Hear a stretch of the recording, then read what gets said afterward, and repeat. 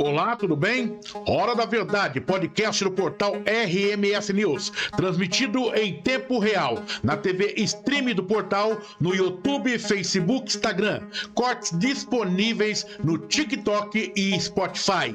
Jornalismo profissional para você conectado na internet. Dívida ativa chega a 2 bilhões e 400 milhões de reais e Prefeitura de Sorocaba faz programa Refis de parcelamento de débitos para pessoas física e jurídica. Sobre este assunto, converso nesta edição com o secretário jurídico da Prefeitura de Sorocaba, Douglas Domingos de Moraes. Preço da cesta básica chega a R$ 1.179,69 em Sorocaba. Professor Marcos Canhada, coordenador da pesquisa da Uniso, fala com a gente e apresenta os dados deste levantamento. Vereador Raul Marcelo volta a questionar a Prefeitura de Sorocaba sobre a construção do complexo hospitalar municipal na área da antiga garagem da TCS.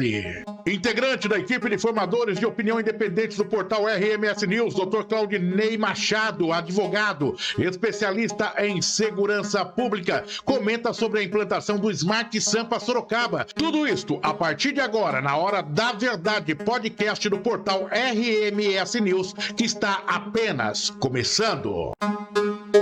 Hora da Verdade, podcast do portal RMS News, transmitido em tempo real na TV Stream do portal, no YouTube, Facebook, Instagram, cortes disponíveis no TikTok e Spotify. Jornalismo profissional para você conectado na internet. O preço da cesta básica sorocabana em maio de 2025, quando comparado com o mesmo mês do ano anterior, maio de 2024, teve uma alta de 11,82%, ou seja, R$ 124,72 pagos a mais pelo consumidor. Quando comparado com o mês anterior, abril de 2025, o preço da cesta básica apresentou um aumento de 0,69%, passando de R$ 1.171,63 para R$ 1.179,69, ou seja, R$ 8,06 pagos a mais pelo consumidor. O aumento do preço da cesta básica em maio de 2025, 0,69%, foi superior ao resultado medido pelo Índice de Inflação Oficial IPCA 15, que apresentou elevação de 0,36%. Vamos entender este cenário conversando com o professor mestre Marcos Canhada, professor da Uniso, Universidade de Sorocaba, coordenador da pesquisa da Cesta Básica Sorocabana. Professor, mais uma vez, satisfação tê-lo com a gente aqui no portal RMS News, podcast Hora da Verdade, e quero que o senhor já comece analisando esse cenário da evolução no ano e no mês dos 34 itens que compõem a cesta básica. Satisfação imensa, professor. Satisfação a minha, Oliveira Júnior, amigos da RMS News, Hora da Verdade. Prazer em novamente estar com vocês aí, falando de elevação de preços, né? Vivemos aí um período relativamente conturbado em relação aos preços. Nós lá na Cesta Básica Sorocabana da Universidade estamos completando, Oliveira Júnior, 30 anos de pesquisa. E a gente vivencia um período aí onde o cenário é um pouco conturbado. Tendência de elevação muito significativa, como você já mencionou aí nos preços, quase 12% no acumulado de um ano. E persistência, essa é a palavra, né? Persistência na tendência de elevação dos preços nos últimos meses. Nós tivemos aí no comecinho do ano, né? No comecinho de 2025, uma perspectiva de que os preços que tinham subido de uma forma muito intensa no final do ano passado iriam arrefecer. Tivemos 2 meses aí com incidência de pequenas quedas no preço.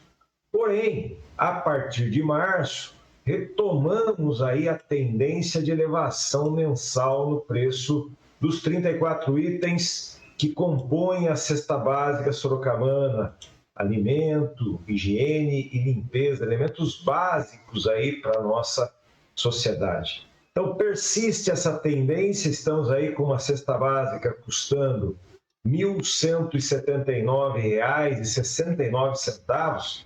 Há 30 anos atrás, quando nós começamos a coletar, Oliveira, essa cesta custava, pasmem, R$ 125. Então, tivemos aí um período de evolução muito significativa, né? Não tem nem dúvida, professor. E quando eu me lembro desse período, eu pergunto o que aconteceu em todo. Aí eu vou fazer uma pergunta até fora da pauta. O que aconteceu em todo esse novo, se a gente colocar todo esse período que chegamos a esse patamar, professor? Quais são os fatores que influenciaram para esse aumento de preços? Pois é, nós temos aí um aspecto importante na economia que se chama inflação, né? Nós temos aí inflação de demanda, inflação de custos. O Brasil melhorou muito, né, Oliveira? A gente que é mais antigo aí, vamos dizer assim, se lembra de períodos mais dramáticos aí, né? Que nós tínhamos aí, chegamos a ter 80% aí de inflação ao mês. Mas nos acostumamos aí em patamares mais baixos do que estamos experimentando nesse momento especificamente, né? Em termos de inflação. A expectativa de inflação para esse ano é de ultrapassar a meta, quer dizer, estabelecemos um objetivo e vamos romper a meta. Temos aí diversos fatores que pressionaram, principalmente no ano passado, e aí a gente pode dizer, ao longo dessa trajetória aí de 30 anos, né, que nós fomos submetidos à corrosão do poder de compra, esse é o termo, né? O poder de compra das famílias vai sendo corroído na capacidade de adquirir, tá? Então custava R$ 125 há 30 anos atrás. Hoje nós estamos com o preço na casa de R$ 1.179. Então nós temos aí fatores diversos. Nesse momento, né, nós estamos muito pressionados aí em relação ao ano passado e ainda com efeitos das questões climáticas, né, Oliveira? A gente percebe, por exemplo, que o café é um item que não arrefeceu. Ele subiu, vem subindo e não para de subir. Qual a causa? Questão climática. Nesse mês aqui tivemos aumento novamente aí no preço do café. Subiu aí mais 2,95 numa escalada contínua. Efeitos climáticos, né? Lá no Vietnã, grande produtor, aqui no Brasil, grandes produtores de café impactados por problemas climáticos. Então, o clima tem sido um aspecto muito significativo nesse período mais recente de elevação de preços, né? Então, temos aí uma somatória de fatores, o câmbio em algum momento interferiu, isso eleva custos de produtos que são importados. Enfim, eu costumo chamar isso de uma tempestade perfeita, né? Uma conjugação de diversos fatores que estão colocando pressão nesse processo inflacionário e afetando aí de forma significativa o poder de compra, principalmente daqueles assalariados que têm menor renda. Professor, eu vou voltar nessa questão do poder de compra daqui a pouquinho com o senhor, porque é interessante a gente conversar sobre isso. Mas eu coloco já dentro do contexto da pesquisa que dos 34 itens que compõem a cesta básica sorocabana, 21 apresentaram alta, preço em março de 2025. A minha pergunta, professor, esta elevação dos preços em 21 produtos segue uma tendência natural ao longo de todo o período pesquisado, quando comparado com pesquisas anteriores, ou trata-se de uma elevação específica neste mês, devido a algum acontecimento específico? De uma forma geral, Oliveira, medianamente, nós sempre estamos com mais ou menos a metade dos componentes da cesta subindo e mais ou menos a metade dos componentes caindo. Em meses onde a gente tem elevação, a tendência é que a maioria, né? É o caso que você relatou nesse mês, temos uma tendência de mais itens subindo do que itens caindo, porque você pode observar na nossa pesquisa que alguns itens tiveram diminuição, foi o caso dos ovos, a mussarela, né? Eu particularmente presenciei aí uma tendência de queda relativamente boa. O arroz, uma safra melhor, né? O frango, né? Não sabemos ainda se o frango e os ovos têm alguma coisa a ver aí já com a questão da gripe aviária, né? Que eventualmente pode estar fazendo algumas pessoas ficarem receosas em consumir e eventualmente diminuindo a demanda, e isso acaba interferindo aí um pouco nos preços. Enfim, sempre vamos tendo uma conjugação, a gripe aviária é um exemplo disso agora, que a gente está vivenciando, né? Que acaba, de alguma forma, interferindo no médio prazo. Às vezes os efeitos não ocorrem no momento da eclosão do problema, às vezes ele vai se manifestando, né? O caso do café, o impacto vem já de alguns meses atrás, do ano passado, do começo do ano passado, mas os efeitos são persistentes, porque a retomada da produção do café, alguns efeitos demoram algum tempo para retomar. Professor, só para que o nosso internauta possa acompanhar, que não teve acesso direto à pesquisa, quais foram aí pelo menos 3 produtos que mais subiram e os que 3 tiveram queda nesse levantamento de maio? Interessante, vamos lá. O destaque principal, Oliveira, cebola, né? Então, diminuição da oferta da cebola, a cebola, a batata também nesse caminho, né? A batata vinha num caminho bom de diminuição de preço, mas nós entramos num período de safra das secas. Aí diminui a oferta, diminui a produção, consumo mantido, preços acabam se manifestando elevados. Então, eu destacaria aí a cebola, né? A batata, a linguiça fresca, o café, que persiste subindo de forma muito significativa. E eu gosto sempre de salientar a importância da carne bovina, Oliveira. Apesar de não estar aí entre as maiores altas no mês, a carne ela tem um peso relativo muito grande na composição da cesta. Pelo valor agregado que ela tem, pelo consumo frequente desse item, ela acaba tendo uma importância, nós chamamos isso de importância relativa, muito significativa. Então, pequenos aumentos na carne bovina costumam impactar de forma muito significativa nos preços. E nesse mês aí, 1,46 na carne de primeira, de aumento, mais 1,94 na carne de segunda. Essas variações na carne bovina impactam de forma significativa na elevação dos preços.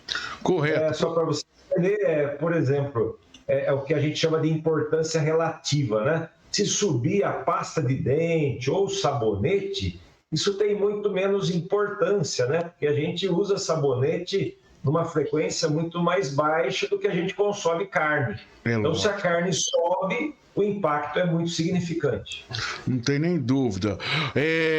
Professor, daí um termo que a gente tem ouvido muito nos últimos tempos é o poder de compra, né? E o pessoal fala, o poder de compra tá diminuindo, né, das pessoas, ou seja, eu ganho, e a gente ouve muito, eu ganho um bom salário, um salário até interessante, só que parece que eu não consigo cobrir as minhas despesas, as minhas necessidades básicas. A que se deve? Eu queria que o senhor explicasse justamente isso, professor, que a gente falou do aumento da cesta básica ao longo aí desde quando entrou como dizer, em operação aqui a pesquisa em Sorocaba, né? Completando quantos anos mesmo, professor? 30 anos, Oliveira. 30 anos. É uma tarefa aí muito interessante lá por parte da universidade. Estamos aí propagando esse aniversário, que para nós é muito significativo, né? Um período de coleta sistemática, né, dessa cesta básica, que permite a gente exatamente entender essa questão. Quando a gente fala de poder de compra, Oliveira, a gente tem 2 aspectos envolvidos, né?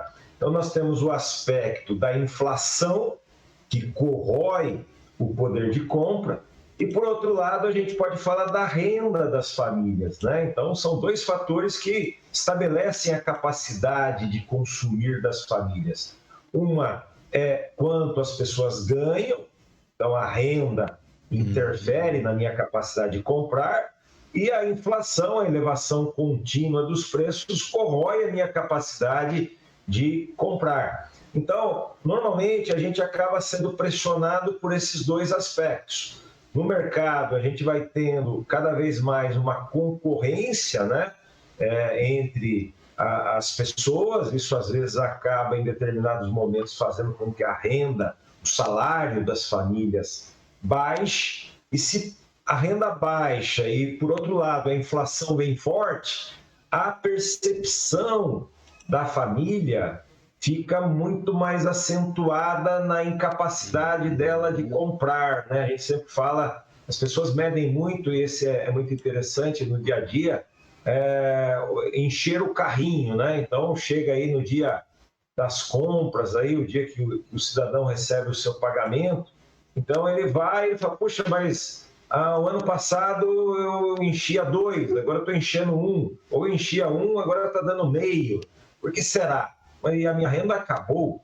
Então, a renda e a inflação vão tolhendo aí a capacidade do cidadão de navegar de uma forma mais feliz, né, na busca das suas necessidades básicas. E a gente não deve falar só em necessidades básicas, né? Quando a gente fala da cesta básica, o aspecto aqui é o básico, mas a gente não vive só do básico, né? Então, tem outros fatores aí. Então, a gente precisa passear, a gente precisa tomar um sorvete. Sorvete não está na cesta básica, né?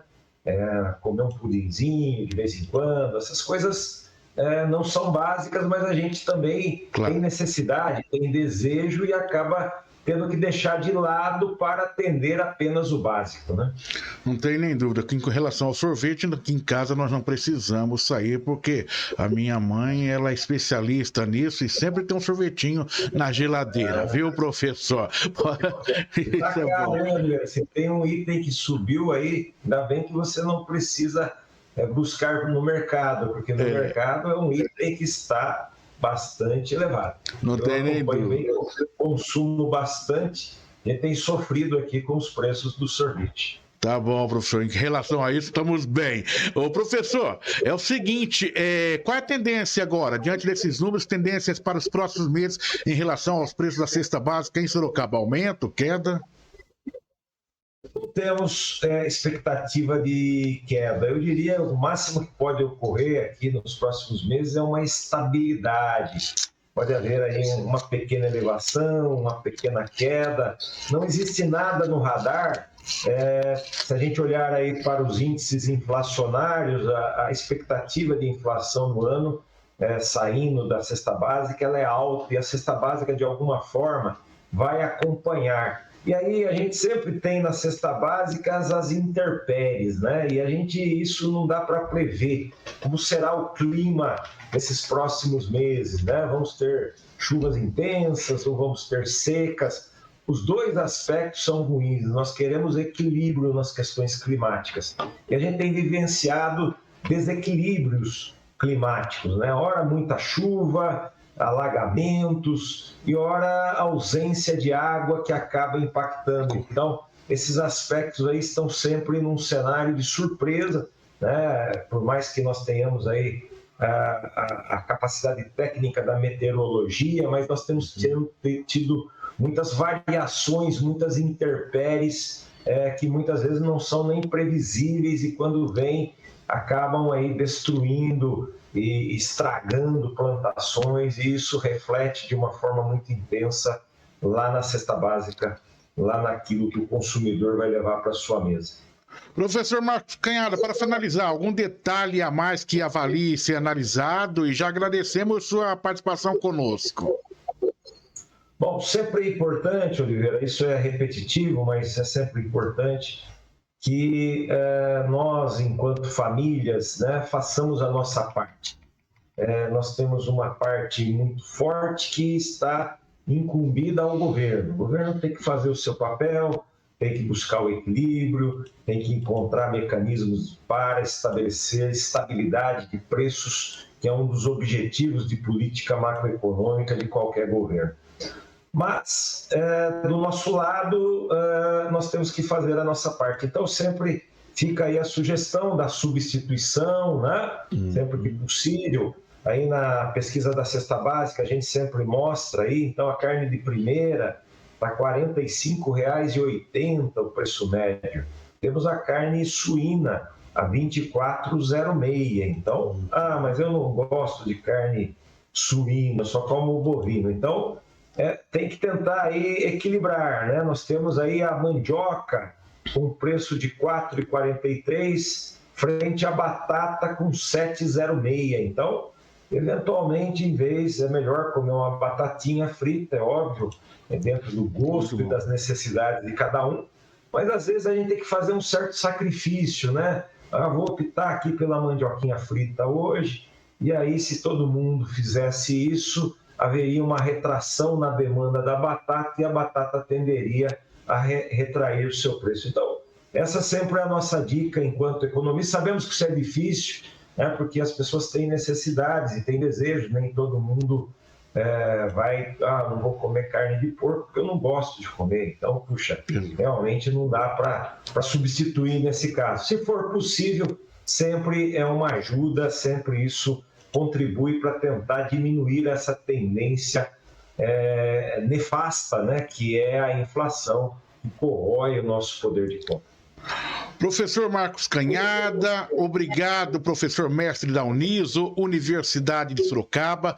Parabéns pelos 30 anos de realização da pesquisa de preço sorocabana, para o professor, para toda a equipe, o professor Renato, que coordena o laboratório, o professor Marcos Canhada, que é o responsável pela pesquisa, e a toda a universidade por essa informação importantíssima que nos orienta no dia a dia. Muito obrigado, professor, responsável aí pela pesquisa mensal de preços da cesta básica sorocabana, que em maio, quando comparado com o mesmo mês do ano anterior, maio de 2024, teve uma alta aí de 11,82%, ou seja, R$ 124,72 pagos a mais pelo consumidor sorocabana, e automaticamente você só pode ter essa informação por esse trabalho relevante aí da Universidade de Sorocaba, a Uniso, desenvolvido ao longo de todo este período de 3 décadas, informando a sociedade sorocabana. Parabéns à Uniso, parabéns a toda a equipe. Hora da Verdade, podcast do portal RMS News, transmitido em tempo real na TV Stream do portal, no YouTube, Facebook, Instagram. Cortes disponíveis no TikTok e Spotify. Jornalismo profissional para você conectado na internet. Entre em sintonia com a gente. Aqui você tem mais cultura e informação. Nossa parceria com a Rádio Senado leva até você notícias diretamente de Brasília, além de programas culturais, séries especiais e muita informação importante para o seu dia a dia. Rádio RMS News, Portal e Rádio Web e Rádio Senado, conectadas com você. Portal RMS News, Hora da Verdade, jornalismo profissional, transmitido em tempo real na primeira página do portal, no YouTube, Facebook, Instagram. Cortes disponíveis no TikTok e Spotify. O vereador Raul Marcelo Pessoal voltou a questionar a Prefeitura de Sorocaba, exigindo respostas concretas sobre o atual estágio da prometida construção do complexo hospitalar municipal na área da antiga garagem da TCS, no Jardim Betânia, na zona norte da cidade, uma das principais promessas do Executivo.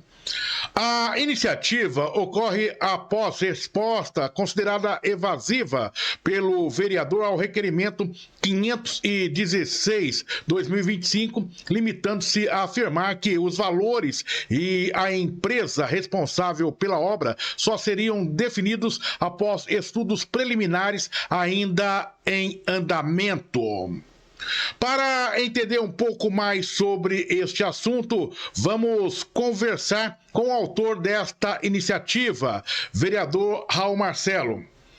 Vereador, satisfação poder receber o senhor aqui na Hora da Verdade, podcast do portal RMS News. E já nesta inicial pergunto, a Prefeitura de Sorocaba deu uma resposta inicial. O que faltou responder que levou o senhor a questionar o Executivo pela segunda vez? Obrigado, vereador. Eu que agradeço, Oliveira, é uma satisfação falar contigo, todos os ouvintes, as pessoas que leem o portal RMS News. Muito obrigado aí pelo convite, pela oportunidade. Essa questão, Oliveira, você já disse aí na sua fala inicial, inclusive, não é uma questão lateral, não é um assunto menor da cidade de Sorocaba. Eu considero, inclusive, uma das principais pautas do debate público entre os sorocabanos. E é um assunto que se arrasta já desde o início do governo do Manga. Vamos lembrar aqui que na primeira eleição do Manga, o Manga fez um programa de televisão dizendo que, se eleito fosse, construiria o hospital municipal. E anunciou, inclusive, o local da construção lá na Avenida Ipanema, na zona norte da cidade de Sorocaba, na antiga garagem. Na época, isso nós estamos falando aí de 6 anos atrás, nós questionávamos, porque, Oliveira, a gente sabe que o custeio para manter um hospital em pé, ele, numa cidade do tamanho de Sorocaba, em torno aí de uns 100 milhões de reais. E a gente questionava, na época, o fato da Prefeitura não ter separado esse dinheiro no orçamento. Porque você fazer um anúncio desse tamanho, sem contar o volume da obra e depois a manutenção disso. Para quem tem dúvida sobre o que eu estou falando, é só pegar o orçamento da Santa Casa, que é hoje, né, o nosso hospital municipal. O orçamento dela, inclusive, extrapola essa casa dos 100 milhões de reais. Então, foi feito esse anúncio desse hospital municipal, gerou-se uma grande expectativa, muita gente, inclusive, apoiou o Manga, viu, Oliveira, aguardando que essa obra viria acontecer. E o dado concreto é que passaram-se os 4 anos, veio a campanha da reeleição, o Manga renovou o anúncio, fez um novo programa na televisão, de novo, agora como candidato à reeleição, dizendo que agora ia sair do papel o hospital. Pôs uma placa lá, uma placa grande, um mini outdoor, dizendo que as obras iam se iniciar logo depois das eleições. Já estava em curso, licitação, já tinha dinheiro, já tinha projeto, já tinha tudo. Enfim, passou a eleição, mais uma vez, e o fato concreto é que agora, no começo desse ano aqui, nós ficamos sabendo em Sorocaba que não se trata de um hospital, que nunca se tratou de um hospital, a rigor, dentro da Secretaria de Planejamento e da Fazenda na Prefeitura, que é quem de fato destina recursos e monta os projetos. E sim, era de uma policlínica. E aí o que mais assustou é que eu fui na Caixa Econômica Federal conversar, o Eliseu, que é o superintendente, inclusive, da Caixa Econômica, chamou o gerente de projetos e me mostrou uma coisa que aí é para cair da cadeira, Oliveira. Não tem recurso da Prefeitura, nem da policlínica. Nós estamos, o orçamento aí do hospital na casa aí de uns 100 milhões de reais, uma policlínica é um prédio bem menor. Para quem não sabe, Sorocaba já tem uma ali na Santa Rosália, foi feita e entregue no governo do Renato Amara, se usou um prédio histórico lá, e a gente tem essa policlínica. De fato, Sorocaba precisaria de mais de uma policlínica. Mas não foi esse o anúncio que o Manga fez na campanha, ele fez o anúncio do hospital. E agora tem uma policlínica, não existe dinheiro separado no orçamento para fazer a policlínica, o que tem lá na Caixa Econômica é uma emenda parlamentar do deputado Vitor Lippe, na casa aí dos 9 milhões de reais.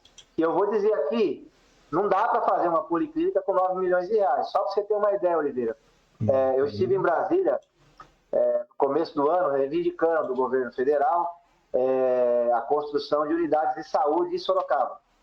E o governo federal já disponibilizou dinheiro, já está inclusive na conta da Prefeitura, 5 milhões de reais para fazer uma UBS ali no São Conrado, na Zona Norte. E mais 5 milhões de reais para fazer uma outra no Central Park. Então, o custo para fazer um postinho de saúde bem feito, com material de primeira, prédio bem arejado, climatizado, segundo o estudo que o governo federal tem, 5 milhões 291 mil reais de verba federal e mais uma contrapartida de 2 milhões da prefeitura. Então, 7 milhões de reais para fazer um postinho dentro dos padrões federais hoje.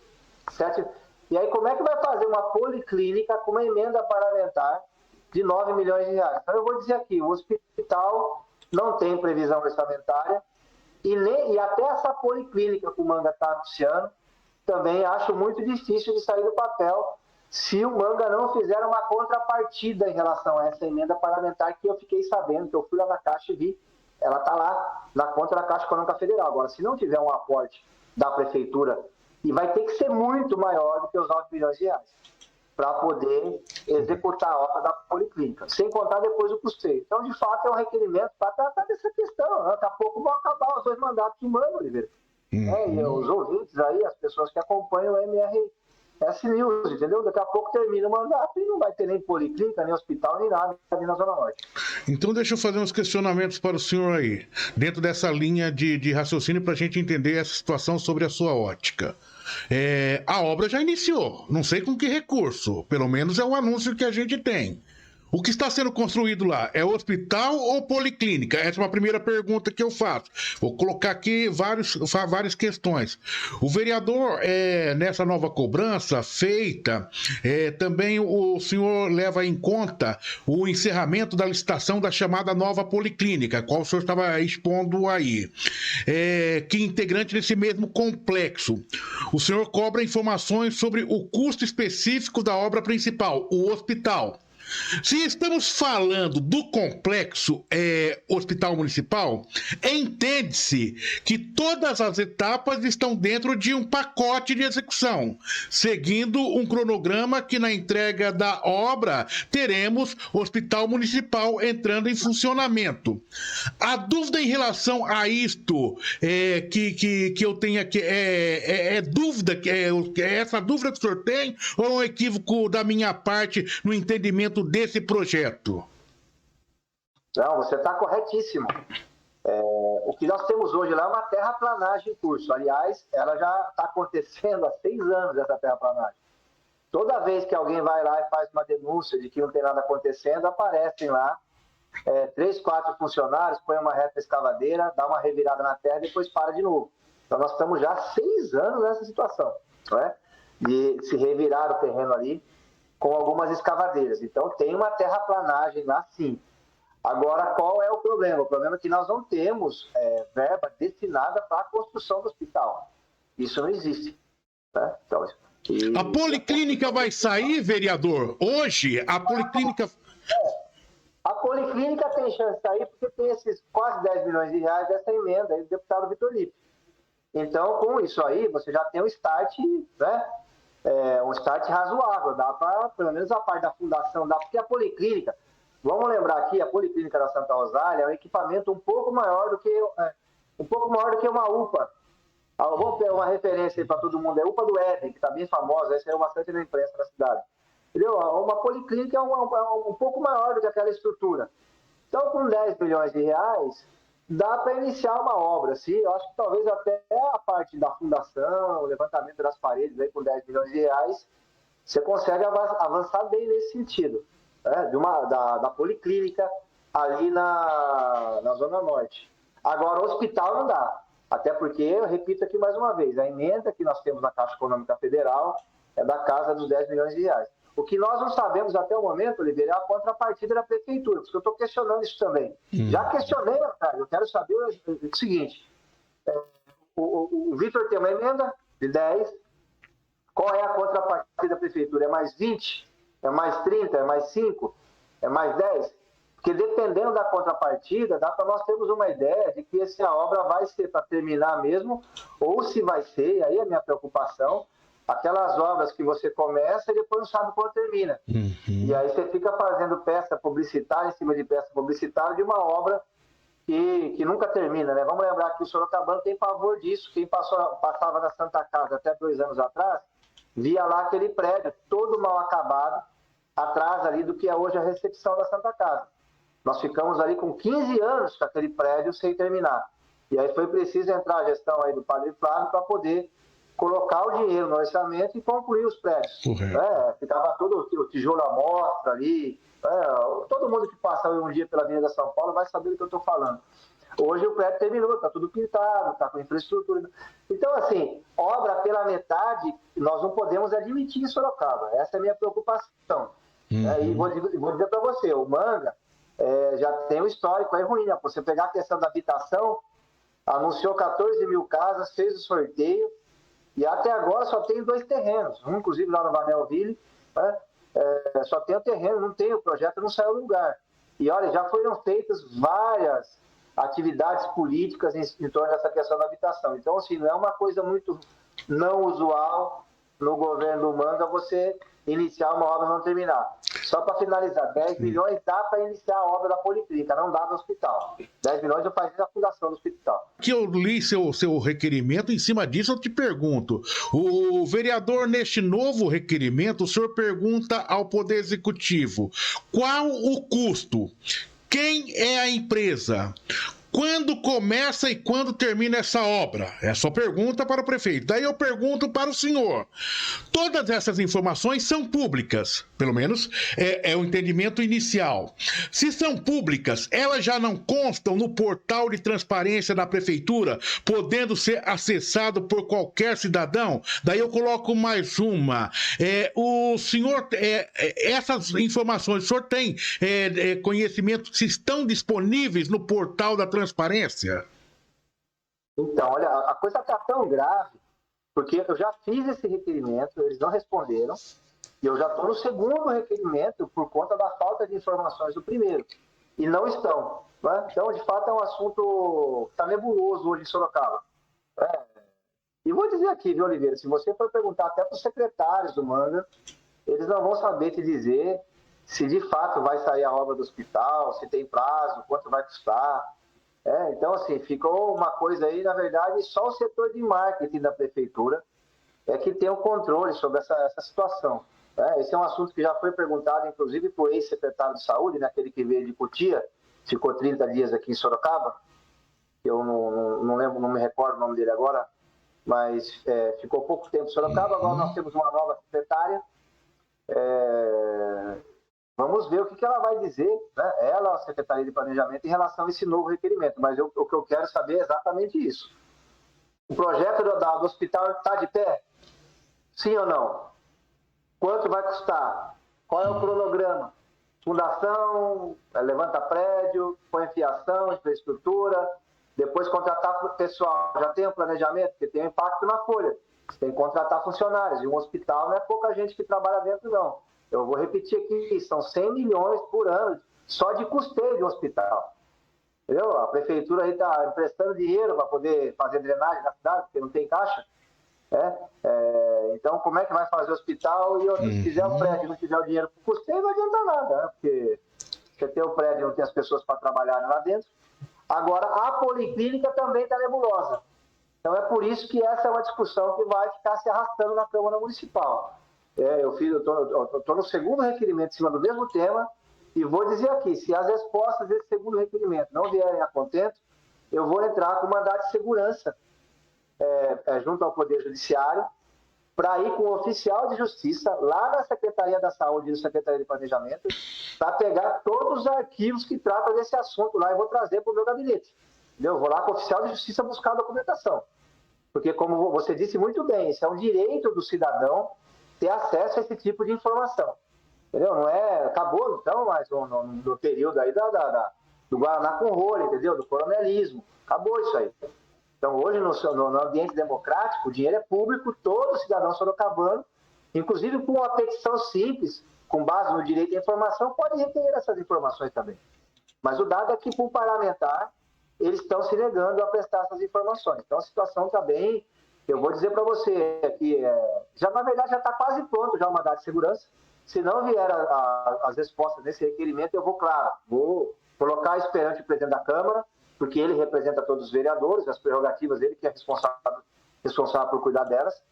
E ele não tomando providências, eu vou entrar com mandado de segurança para poder ter o resguardo aí do Poder Judiciário, porque eu quero olhar esse projeto, não é possível isso. Qual é o prazo para a Prefeitura te responder? 15 dias. 15 dias é o prazo para a prefeitura de responder. Correto. A última, uma outra... Oi? 2 semanas eles podem pedir mais prazo. Correto. Né? E aí eu vou questionar o presidente da Câmara e depois, se precisar, entrar no Poder Judiciário. Mas eu vou colocar a mão nesse projeto, é possível.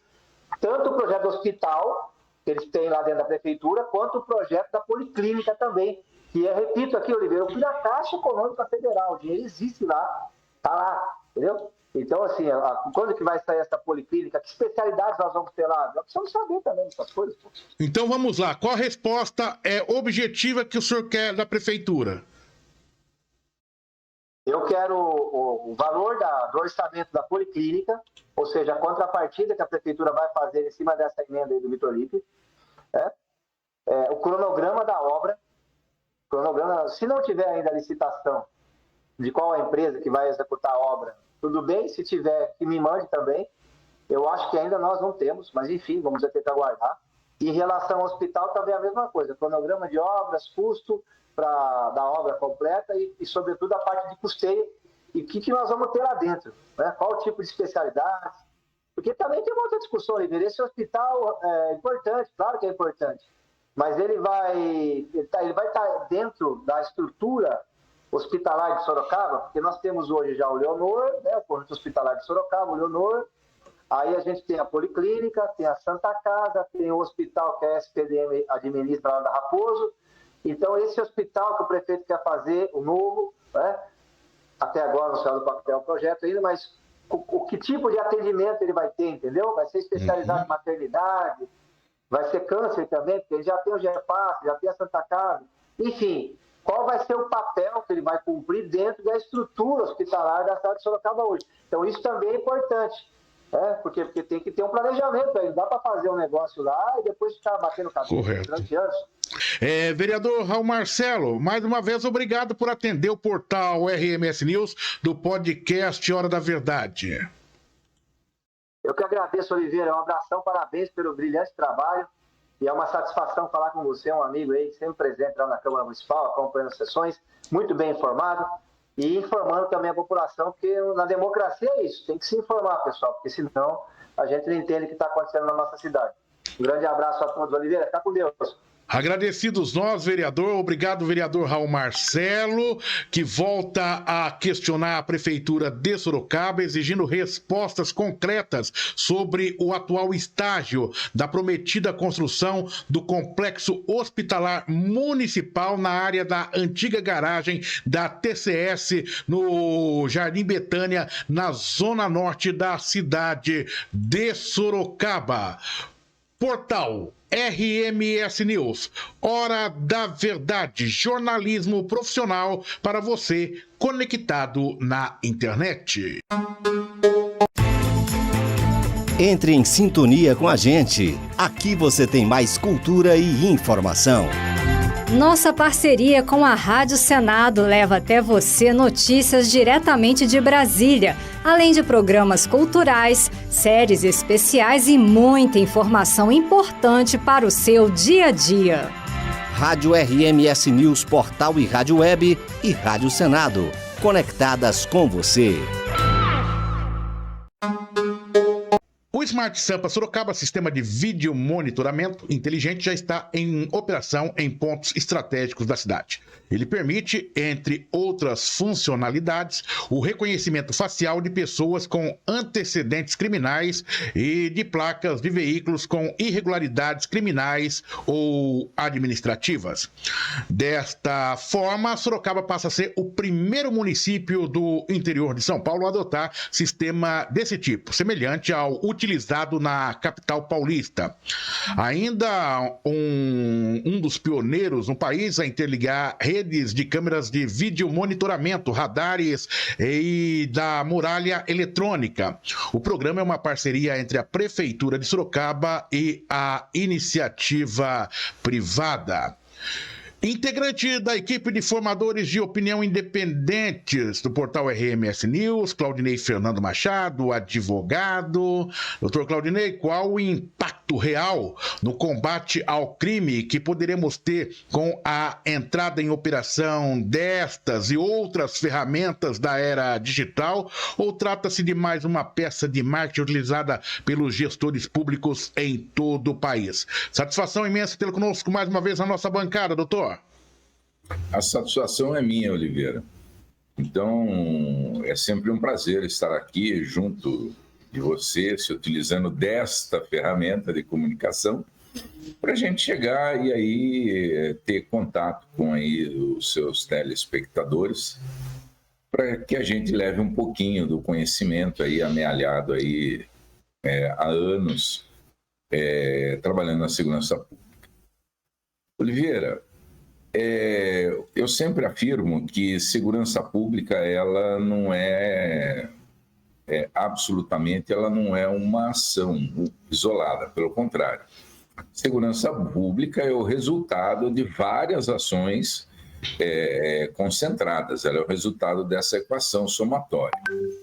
É óbvio que dentro dessa questão, você estabelecer aí o que Orson Welles diria que o grande irmão, né, onde a gente vai ter aí câmeras espalhadas pela cidade no sentido de identificar aí pessoas, veículos e até indo além, filmando atividades criminosas. Isso é um grande passo para a melhoria da segurança pública na nossa cidade. E segundo a exploração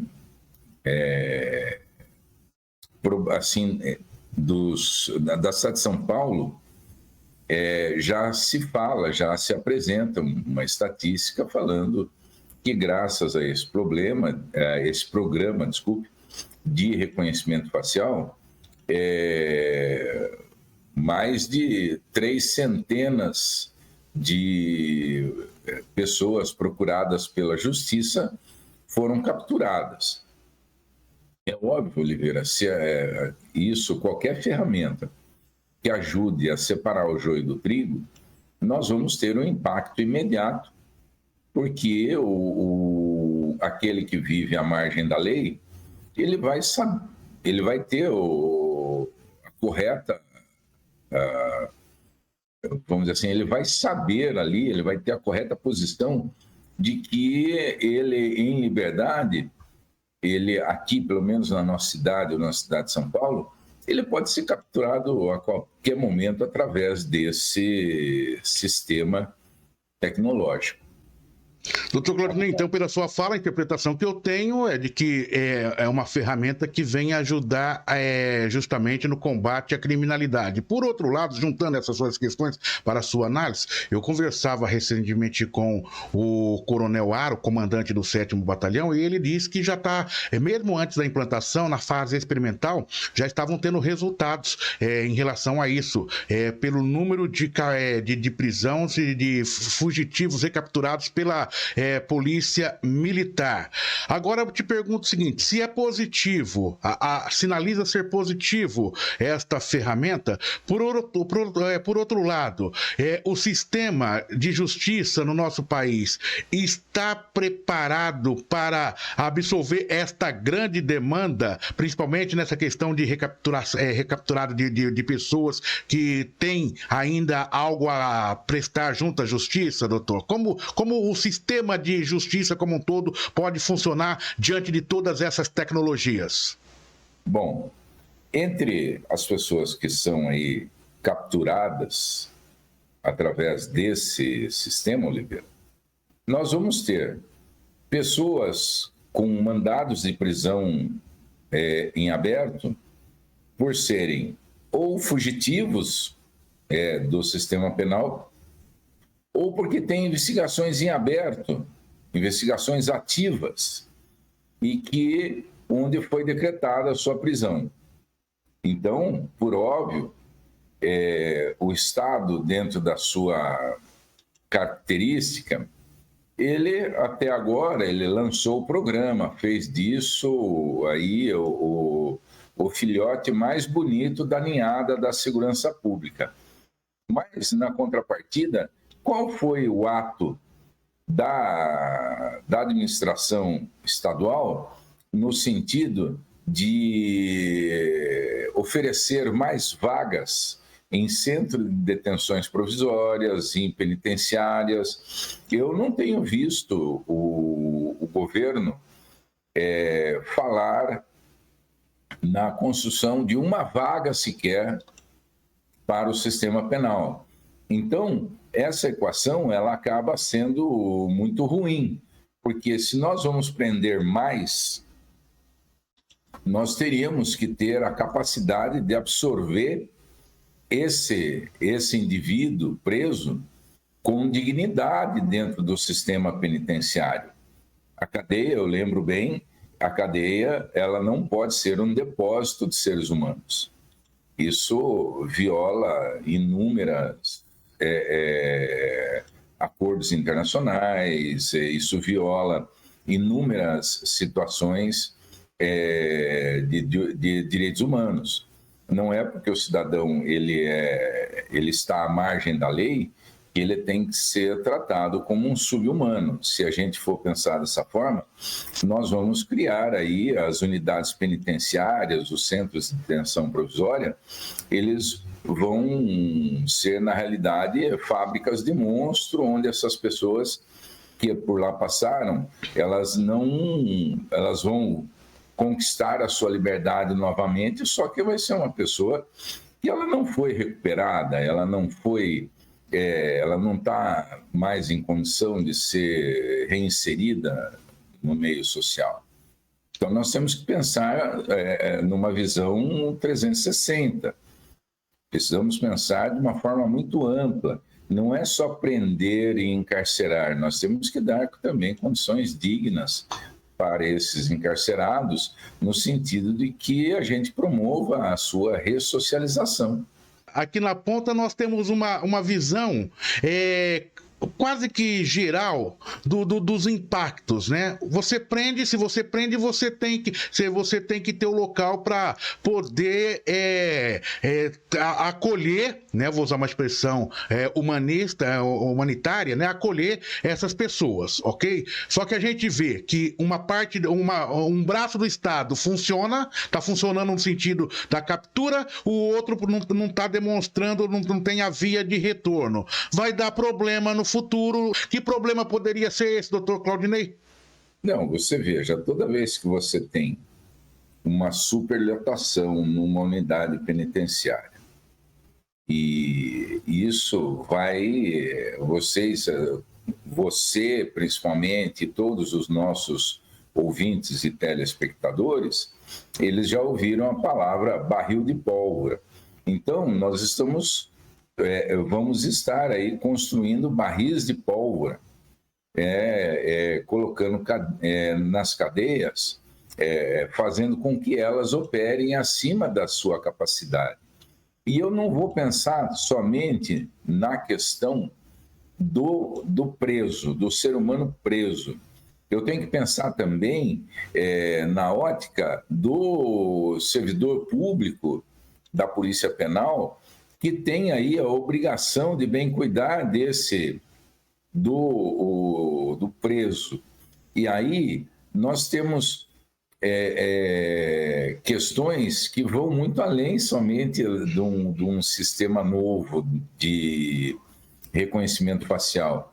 Nós vamos impactar aí o servidor público, que vai estar prestando serviço dentro de uma unidade superlotada e com um humor extremamente instável, fazendo com que ele se sobrecarregue psicologicamente, a ponto muitas vezes de ser licenciado, porque ele, por razões óbvias, ele está acima da sua capacidade mental de trabalho. Então, não adianta. abordando outra questão, Oliveira, sobre a muralha, sobre esse novo programa que envolve a muralha, você veja, focando um pouco na identificação de placas e tudo mais. Hoje, nós estamos parados num farol e parece que o farol só vale para os carros, né? As duas rodas, parece que ela não tem a obrigação de respeitar as leis de trânsito. E aí a gente vê no jornal que Sorocaba está liderando o ranking de mortes no trânsito. Então, esse sistema que eu digo para ti, nós precisaríamos evoluir isso para radares semafóricos, porque se não tem como colocar um agente fiscalizador físico em cada semáforo da cidade, nós poderíamos colocar um sistema eletrônico que vai multar se ele não tem a educação suficiente para respeitar a lei de trânsito, vamos atingi-lo onde dói mais, que é no bolso. Dr. Claudinei Fernando Machado, advogado, integrante da nossa equipe de formadores de opinião independente. Foi um prazer imenso tê-lo com a gente, analisando esse tema que impacta diretamente na vida da sociedade, principalmente na cidade de Sorocaba nesse momento. Muito obrigado, até a próxima, Dr. Claudinei. Foi um prazer, Oliveira. Foi um prazer estar aqui novamente. Prazer sempre nosso tê-lo com a gente aqui na bancada de formadores de opinião independentes do portal RMS News, analisando este cenário sobre a implantação do Smart Sampa Sorocaba, sistema de vídeo monitoramento inteligente, que já está em operação em pontos estratégicos da cidade de Sorocaba. Portal RMS News, Hora da Verdade. Jornalismo profissional, transmitido em tempo real na primeira página do portal, no YouTube, Facebook, Instagram, cortes disponíveis no TikTok e Spotify. Entre em sintonia com a gente. Aqui você tem mais cultura e informação. Nossa parceria com a Rádio Senado leva até você notícias diretamente de Brasília, além de programas culturais, séries especiais e muita informação importante para o seu dia a dia. Rádio RMS News, Portal e Rádio Web e Rádio Senado. Conectadas com você. Portal RMS News, Hora da Verdade. Jornalismo profissional transmitido em tempo real. Na primeira página do portal, no YouTube, Facebook e Instagram. Cortes disponíveis no TikTok e Spotify. Quem tem débito junto ao município de Sorocaba, sejam munícipes ou empresas, podem regularizar de vez a situação com descontos de até 100% na multa e parcelando o montante em até 320 vezes, 26 anos, por meio do Mega Refis, Programa de Regularização Fiscal do município de Sorocaba. A iniciativa tem tempo limitado com vigência de 5 meses. Para que possamos conhecer os detalhes deste programa, vamos conversar com o secretário de Negócios Jurídicos da Prefeitura de Sorocaba, Dr. Douglas Domingos de Moraes. Secretário, obrigado por atender o nosso convite. Nesta inicial, eu já pergunto para os senhores detalhes de como vai funcionar este programa e quais os tipos de impostos que são contemplados neste programa. Satisfação imensa tê-lo com a gente aqui, secretário. Muito obrigado, Oliveira Júnior. É um grande prazer estar com você nesse programa de grande audiência. Muito importante poder falar com a cidade de Sorocaba e toda a região. Então, na verdade, esse programa ele já vinha sendo gestado há algum tempo.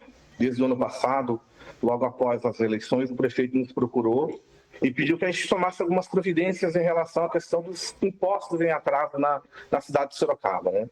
Ele tem um compromisso desde o começo da gestão dele, que era muito voltado na linha de que ele não queria fazer nenhum tipo de aumento de imposto, né? E esse compromisso ele vem mantendo desde então. O IPTU não teve nenhum aumento, a planta genética do município já está com alguns anos defasada, imposto sobre contribuição sobre energia elétrica, o município também não tem feito a cobrança, mas, por outro lado, aqueles débitos que são atrasados, eles precisam continuar sendo cobrados, até para que a população possa manter a qualidade do atendimento público que a gente tem hoje na cidade de Sorocaba. Então, logo após as eleições, o prefeito procurou toda a equipe aqui do jurídico, Secretaria de Fazenda, e nos pediu que estudasse a questão da dívida ativa do município, né? E nós identificamos aqui que pessoas que devem IPTU e ISS, né? Então, pessoa física que tem lá sua casa e não pagou IPTU, uma empresa que de repente abriu a empresa está funcionando e não está recolhendo o ISS, Imposto sobre Serviços, né? Então, o nosso foco desse refis é esse, né? A decisão do prefeito, que nos deu de orientação ali ao secretariado, é que a gente criasse uma lei específica para esse tipo de pagamento, que tivesse 2 nortes, né? Um norte voltado para uma questão social, ou seja, aquelas pessoas mais pobres, mais simples, que têm débitos pequenos, mas que às vezes a pessoa não consegue pagar, porque acabou atrasando e virou um volume um pouco mais alto para aquela pessoa, e um outro norte voltado para os empresários, que são as pessoas que têm dívidas maiores, né? Então, hoje, a lei foi aprovada agora em maio desse ano, está em vigência, e desde o dia 2 de junho, a lei está sendo aplicada. Então, a pessoa pode entrar e fazer o parcelamento. Então, a pessoa que está devendo IPTU, não do exercício, quem recebeu o seu carnê de IPTU no exercício, ele continua pagando normalmente. A gente está falando com aquela pessoa que eventualmente tenha algum carnê em atraso, né? Esta daí pode nos procurar para poder fazer o parcelamento. A regra geral desse parcelamento, né, é algo assim inovador na cidade de Sorocaba, e eu acho que é o maior parcelamento que a gente já viu na história da cidade, porque a pessoa pode pagar a dívida desde um pagamento à vista em uma parcela ou até em 320 vezes, a depender dela. 320 vezes são mais de 26 anos de pagamento, né?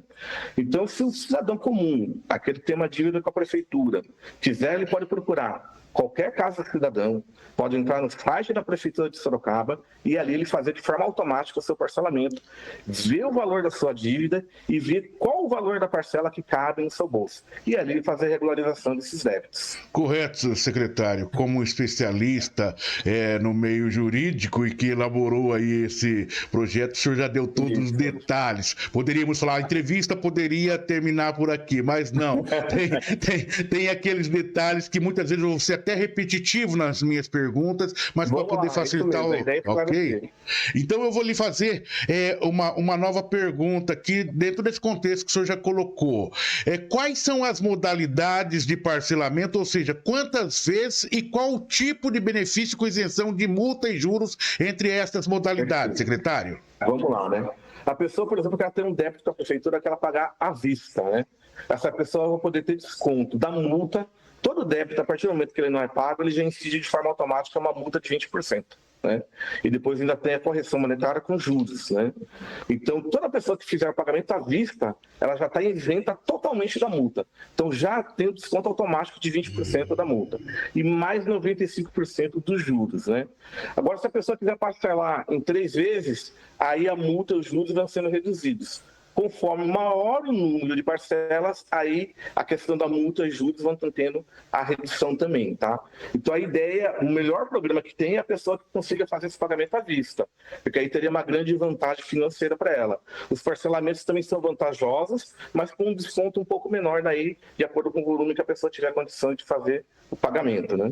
Correto. Secretário, neste ano a novidade é que as empresas que têm débitos iguais ou acima de R$1 milhão, elas podem parcelar em até 320 parcelas, com 20% de redução da multa e dos juros. Dívidas abaixo de R$1 milhão estão fora desta modalidade de 320 parcelas? É uma pergunta que eu faço. A outra pergunta é qual é o número de contribuintes devedores que estão dentro desta categoria acima de R$1 milhão? O perfil, pessoa física ou jurídica, secretário? Vamos lá. A grande maioria são pessoas jurídicas, são empresas que estão sediadas na cidade de Sorocaba e por algum motivo não conseguiram honrar com seus débitos com o município e acabou se avolumando esse volume grande de débito, né? Essas empresas, elas podem parcelar quem dever acima de R$1 milhão em até 320 vezes. A nossa ideia é que as empresas nos procurem, mas a gente também vai fazer uma busca ativa dessas empresas. Vamos marcar reuniões com o jurídico, com a diretoria das empresas e tentar montar um programa com eles em conjunto com a parte do negócio deles. Né? Em que sentido? Muitas vezes as empresas, elas têm dificuldade financeira e mesmo com um bom desconto, elas não dispõem de caixa para fazer um pagamento à vista. Então a ideia é que a gente, com o plano de negócio da empresa, a gente consiga viabilizar um parcelamento ao longo do tempo, como se fosse um parcelamento grande da Receita Federal, e no Estado já faz isso, né? Para o município é vantajoso que mantém a empresa aberta, pagando seus impostos e gerando lucro, gerando contratações na cidade. Isso seria muito positivo para a gente. E a empresa consegue ficar regular também com aquilo que deve para o município, né? Quem dever a menos de R$1 milhão também pode participar do refis. Não vai ser nessa modalidade de até 26 anos. Lembrando que esse é um prazo máximo, né? Perfeito. Obrigado, secretário. Estamos conversando, esclarecendo dúvidas sobre esse mega parcelamento da Prefeitura de Sorocaba. Secretário, hoje qual é o valor da dívida da municipalidade, dos munícipes com o poder público? E essas estão inseridas num contexto de quantos exercícios ou anos? Então, né, o que eu posso passar para você, tá? A dívida hoje ativa do município total está em 2,4 bilhões, né? É quase um pouco menos da metade do orçamento do município, todo mundo que está essas dívidas, né? Uma parte disso daí está em cobrança administrativa na prefeitura e outra parte está judicializada, então está sendo cobrado na justiça, né? E os nossos maiores devedores aqui são dois tributos que acabam chamando a atenção, a IPTU, né? Que a gente tem 1/4 da população aqui dos cadastros tem dívidas com o IPTU, e o ISS, né? Que quase metade das empresas tem dívidas da parte do imposto de serviços, imposto sobre serviços aqui no município de Sorocaba.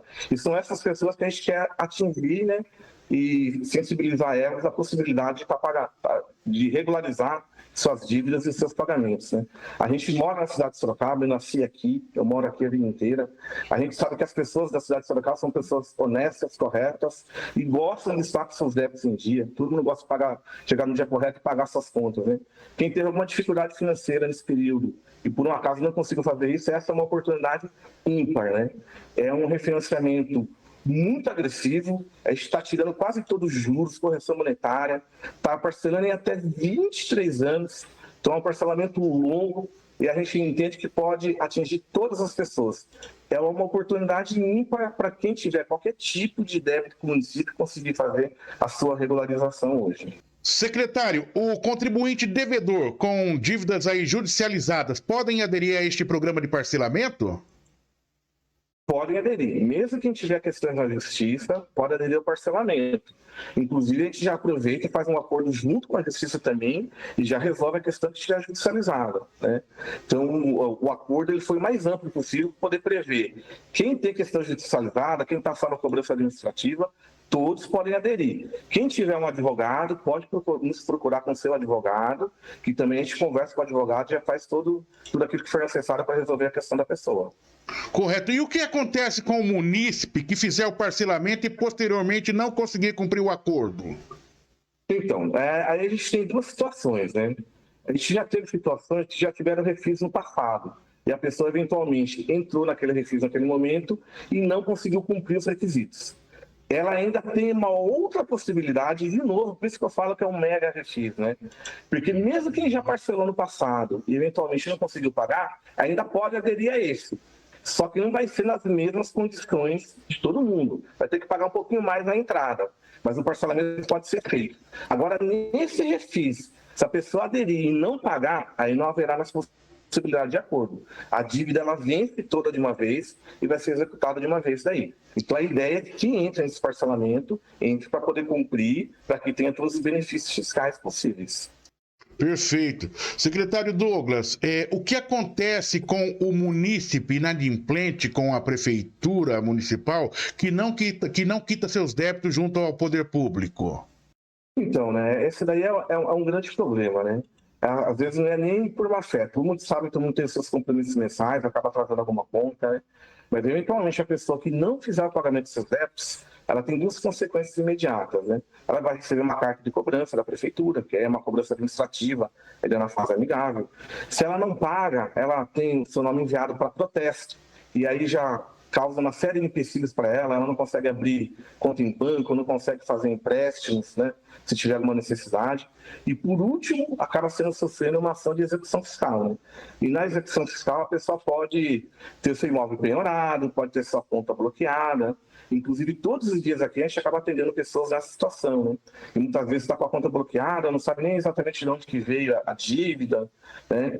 E o que a gente está tentando evitar nesse mega refis, e por isso que eu falo do caráter social dele, é justamente isso, que nos chama da pessoa nos procurar quando já está com a conta bloqueada numa situação dessa, né? Então, que ela nos procure antes para poder parcelar, e a ideia é que dentro de algo que caiba dentro do bolso dela, né? Então, a parcela a partir de R$50, a pessoa já consegue colocar seu débito em dia com o município de Sorocaba. Então, vamos lá.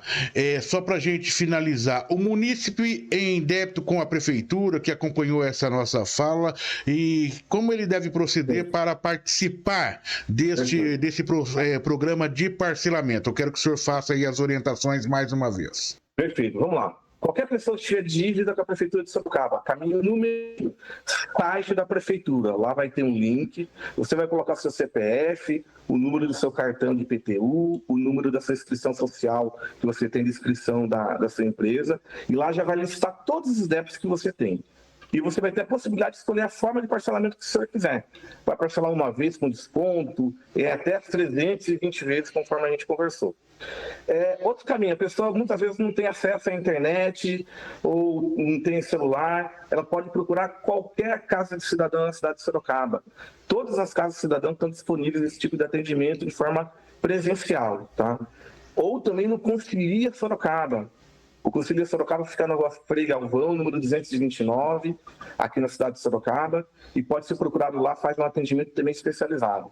E, por último, na Casa Cidadão aqui de Sorocaba, da Prefeitura de Sorocaba, e na Secretaria Jurídica, a gente também vai ter um guichê aqui disponível para atendimento aqui no gabinete da própria Secretaria, se tiver necessidade, alguém com alguma dúvida um pouco mais complexa, algo que está no site que a pessoa não entendeu, ou que tiver alguma dificuldade, ou tem alguma questão que está judicializada, que de repente vai precisar de um atendimento personalizado, a gente também vai fazer aqui na Secretaria Jurídica. Perfeito. Secretário Jurídico da Prefeitura de Sorocaba, Dr. Douglas Domingos de Moraes, agradecemos sua participação conosco aqui no portal RMS News, podcast Hora da Verdade, e o espaço, Dr. Douglas, à sua disposição para qualquer esclarecimento que avalie necessário para quem acompanha a gente nesse momento.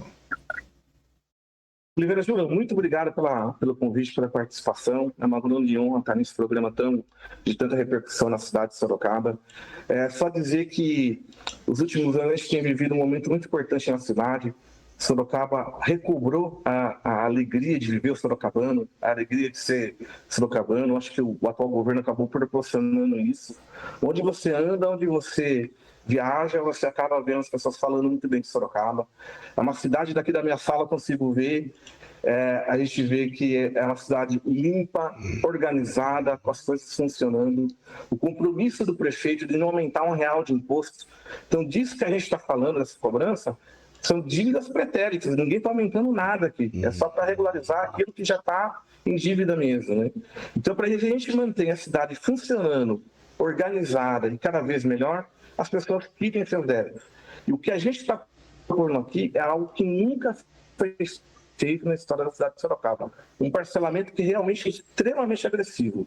Que a gente pega de alguém que vai pagar de parcela desde a vista até uma parcela de 23 anos. Então, resumo, procure as casas do cidadão, entre no site da Prefeitura, procure o Conselhia ou procure a Secretaria Jurídica, que estamos todos à disposição para sentar e conversar e negociar. Grato, secretário, pela participação aqui na Hora da Verdade, podcast do portal RMS News, falando sobre a Prefeitura de Sorocaba, que deu início ao programa Mega Refis para pagamento de débitos municipais com desconto de até 100% na multa e parcelamento em até 320 vezes. Portal RMS News, Hora da Verdade, jornalismo profissional, transmitido em tempo real, na primeira página do portal, no YouTube, Facebook, Instagram, cortes disponíveis no TikTok e Spotify. Hora da Verdade. Verdade, podcast do portal RMS News termina aqui. Jornalismo profissional para você conectado na internet, transmitido em tempo real na primeira página do portal, no YouTube, Facebook, Instagram. Cortes disponíveis no TikTok e Spotify. Obrigado pela companhia. Até a próxima edição. Entre em sintonia com a gente. Aqui você tem mais cultura e informação. Nossa parceria com a Rádio Senado leva até você notícias diretamente de Brasília, além de programas culturais, séries especiais e muita informação importante para o seu dia a dia. Rádio RMS News Portal e Rádio Web e Rádio Senado, conectadas com você.